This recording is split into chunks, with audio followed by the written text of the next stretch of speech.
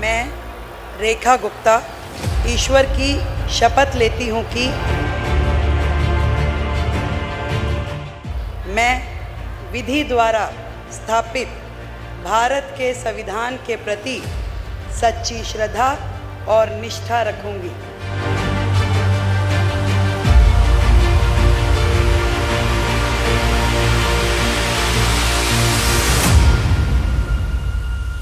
नमस्कार, मैं हूं बॉबी और आप देख रहे हैं ईस्टर्न स्काई न्यूज। दिल्ली की नई मुख्यमंत्री रेखा गुप्ता होंगी, इसका ऐलान हो गया और एक बार फिर से भारतीय जनता पार्टी ने अपने उस अंदाज से, अपने उस चयन से सबको चौंका दिया। जहां एक से बढ़कर एक लोग मुख्यमंत्री की रेस में थे, वहीं पहली बार की विधायक बनी रेखा गुप्ता को भारतीय जनता पार्टी ने अपना मुख्यमंत्री बना दिया। यानी कि वो रेखा गुप्ता जो पहले विधायक तक नहीं थी, पहली बार विधायक बनी और पहली बार विधायक बनते ही उन्हें दिल्ली की मुख्यमंत्री की कुर्सी भारतीय जनता पार्टी ने दे दी। कई नाम चर्चा में चल रहे थे। सबसे बड़ा नाम तो किंग मेकर प्रवेश साहिब सिंह वर्मा का था, जो इस बार नई दिल्ली से उन्होंने अरविंद केजरीवाल जैसे बड़े और कद्दावर नेता को चुनाव हरा दिया। और वर्षों से प्रथा भी चली आ रही थी कि जो नेता नई दिल्ली सीट जीतता है वही दिल्ली का सीएम होता है। पहले अरविंद केजरीवाल, उससे पहले शीला दीक्षित। यही प्रथा बीते कई वर्षों से, कई दशकों से चली आ रही थी। लेकिन भारतीय जनता पार्टी की बैठक में दूसरी पंक्ति पर बैठी रेखा गुप्ता का नाम अचानक सामने आया और ये नाम भारतीय जनता पार्टी ने उसी से बुलवाया जो मुख्यमंत्री पद के दावेदार थे, यानी कि प्रवेश वर्मा। बीजेपी विधायक दल की बैठक कल 7, साढ़े 7 बजे बीजेपी प्रदेश दफ्तर में शुरू होती है। सारे नेता पहुंचते हैं, उसमें रेखा गुप्ता भी मौजूद होती हैं। जो तस्वीरें हम आपको दिखा रहे हैं उसमें आप देखेंगे कि रेखा गुप्ता दूसरी पंक्ति पर बैठी हुई नजर आएंगी। यानी कि पहली पंक्ति पर रेखा गुप्ता को जगह नहीं मिली, उनसे बड़े नेता आगे बैठे। रेखा गुप्ता दूसरी पंक्ति पर जो कुर्सियां लगी थी उस पर जाकर बैठे। इसके बाद बैठक शुरू हुई। वहां पर जो ऑब्जर्वर थे रविशंकर प्रसाद और अन्य नेता वहां पर पहुंचे। दिल्ली बीजेपी के चीफ वीरेंद्र सचदेवा मंच पर मौजूद थे। सभी बैठे। जब नाम तय होने लगा कि आखिर विधायक दल का नेता कौन बनेगा, दिल्ली का अगला मुख्यमंत्री कौन बनेगा, तभी प्रवेश साहिब सिंह वर्मा ने रेखा गुप्ता के नाम का प्रस्ताव रखा, जिस पर जो और भी मुख्यमंत्री के दावेदार थे, चाहे आशीष सूद हो, तमाम बड़े नेता मनजिंदर सिंह सिरसा हो, उन सब ने इस रेखा गुप्ता के जो प्रस्ताव आया उसको अपना समर्थन दे दिया। और फिर रविशंकर प्रसाद ने ऐलान कर दिया कि बीजेपी विधायक दल की नेता रेखा गुप्ता होंगी।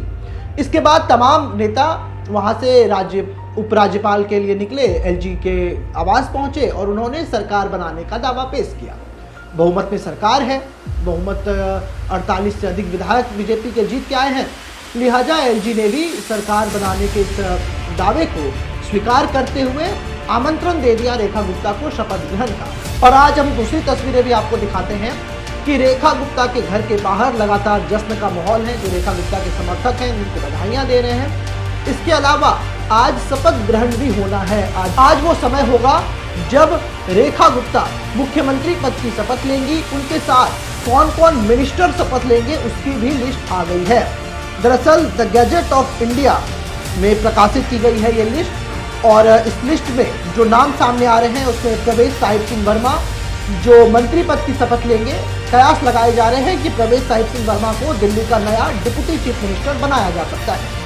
इसके अलावा जनकपुरी से विधायक हैं आशीष सूद, ये मंत्री पद में शामिल होंगे, मंत्री पद की शपथ लेंगे आज। इसके अलावा मनजिंदर सिंह सिरसा रजौरी गार्डन से विधायक चुने गए हैं, ये मंत्री पद की शपथ लेंगे। रविंदर इंद्र राज सिंह बवाना से चुनाव जीतकर पहुंचे हैं, ये भी मंत्री पद की शपथ लेंगे। इसके अलावा कपिल मिश्रा पूर्वांचली चेहरे को भी साधने की कोशिश भारतीय जनता पार्टी ने की है। कपिल मिश्रा आम आदमी पार्टी सरकार में भी मंत्री रह चुके हैं और अब बीजेपी सरकार में भी मंत्री बनेंगे। करावल नगर से जीतकर निकले हैं और हिंदुत्व का बड़ा चेहरा दिल्ली में बीजेपी के लिए माने जाते हैं। इसके अलावा विकासपुरी से चुनाव जीते पंकज कुमार सिंह भी मंत्री पद की शपथ लेंगे। यानी कि रेखा गुप्ता के मंत्रिमंडल में कुल 7 लोग होंगे। खुद रेखा गुप्ता होंगी, प्रवेश साहिब सिंह वर्मा होंगे, आशीष सूद होंगे, मनजिंदर सिंह सिरसा होंगे, रविंद्र इंद्रराज सिंह होंगे, कपिल मिश्रा होंगे और पंकज कुमार सिंह होंगे। ये 7 चेहरे आज पद और गोपनीयता की शपथ लेंगे। इससे पहले तैयारियां जोर शोर से की जा रही हैं इस शपथ ग्रहण को ऐतिहासिक बनाने के लिए। वो भी तस्वीरें हम लगातार आपको दिखा रहे हैं। इस शपथ ग्रहण में प्रधानमंत्री नरेंद्र मोदी, केंद्रीय गृह मंत्री अमित शाह, तमाम कैबिनेट मंत्री के साथ साथ एनडीए के कई मुख्यमंत्री शामिल हो सकते हैं। इसमें से राजस्थान के मुख्यमंत्री भजन लाल शर्मा, मध्य प्रदेश के मुख्यमंत्री मोहन लाल यादव, इसके अलावा अगर हम बात करें यूपी के मुख्यमंत्री योगी आदित्यनाथ शामिल होंगे। इसके अलावा 50 से अधिक बॉलीवुड सेलिब्रिटीज को न्योता दिया गया है, जिसमें अक्षय कुमार, हेमा मालिनी, कंगना रनौत जो सांसद भी हैं, ये सारे जो बॉलीवुड सेलिब्रिटीज हैं ये यहाँ पर शामिल होंगे। तो हमारी नज़र भी इस पर बनी हुई है क्या कुछ शपथ ग्रहण में निकल कर आता है। लेकिन एक बात तो तय है कि भारतीय जनता पार्टी अपने फैसलों से, अपने विचारों से और अपने एक्शन से सभी को चौंकाती रहती है, क्योंकि ये महिला वाला दांव अरविंद केजरीवाल ने भी खेला था जब वो जेल से बाहर आए थे। उन्होंने आतिशी मारलेना को दिल्ली का मुख्यमंत्री बनाया था और कहा जा रहा था कि ये चुनाव जो है महिलाओं के लिए लड़ा जा रहा था, क्योंकि महिलाओं को 2100 रुपये दिए जाने का वादा किया। फिर भारतीय जनता पार्टी ने 2500 देने का वादा किया, वहीं बस फ्री करने का वादा किया, महिलाओं को उच्च शिक्षा देने की बात कही गई। यानी कि एक महिला चेहरे पर यह चुनाव लड़ा गया और भारतीय जनता पार्टी को जब मौका मिला तो उन्होंने एक महिला को मुख्यमंत्री बना दिया। रेखा गुप्ता दिल्ली की चौथी महिला मुख्यमंत्री होंगी। इससे पहले शीला दीक्षित रह चुकी हैं, सुषमा स्वराज रह चुकी हैं, आतिशी मारलेना रह चुकी हैं और अब रेखा गुप्ता। और पूरे देश में बीजेपी की पहली महिला मुख्यमंत्री बनने जा रही हैं। अभी देश के किसी भी राज्य में बीजेपी की ओर से महिला मुख्यमंत्री नहीं है। पश्चिम बंगाल में ममता बनर्जी महिला मुख्यमंत्री हैं, वो विपक्षी खेमे से आती हैं, लेकिन भारतीय जनता पार्टी ने एक गोल भी सेट किया और इस तरीके से उसने दिल्ली की 1 करोड़ महिला वोटरों को भी साधने की कोशिश की। इसके अलावा रेखा गुप्ता बनिया समाज से आती हैं, जिसका वोट परसेंटेज के लिहाज से देखें तो ये 8% है और दिल्ली की राजनीति में ये बड़ा है। इसके अलावा उन्होंने अपने कैबिनेट मिनिस्टर्स में भी जो जातीय समीकरण है उसको साधने की कोशिश की, क्योंकि प्रवेश साहिब सिंह वर्मा जो हैं वो जाट समुदाय से आते हैं। इसके अलावा आशीष सूद जो है वो सिख समुदाय से आते हैं। इसके अलावा मंजीधर सिरसा सिख समुदाय से हैं। रविंद्र इंद्रराज बनिया समाज से आते हैं।